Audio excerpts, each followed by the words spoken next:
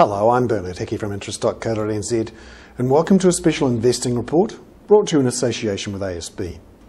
Today, fund manager ING New Zealand announced it was winding up 4 of its funds. They are the Diversified Yield Fund, the Regular Income Fund, the Credit Opportunities Fund and the Enhanced Yield Fund.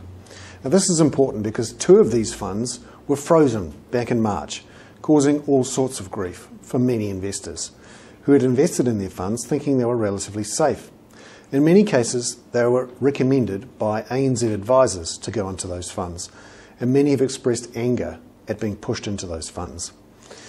Some have actually received some compensation from ANZ because of this.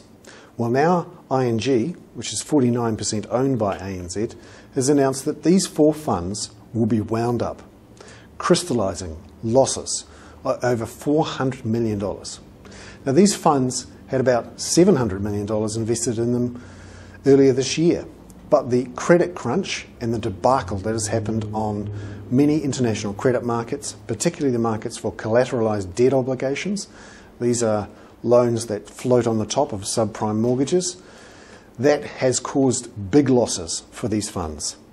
Many investors would not have known, of course, that these funds were investing in subprime bonds and in derivatives on top of those subprime bonds. They will be particularly angry at what's happened to their money. And it will be damaging for ING in New Zealand, and ANZ will take a lot of grief from this announcement. So there we have it. ING announcing that it is closing or winding up 4 of its funds that at one stage had $700 million in them.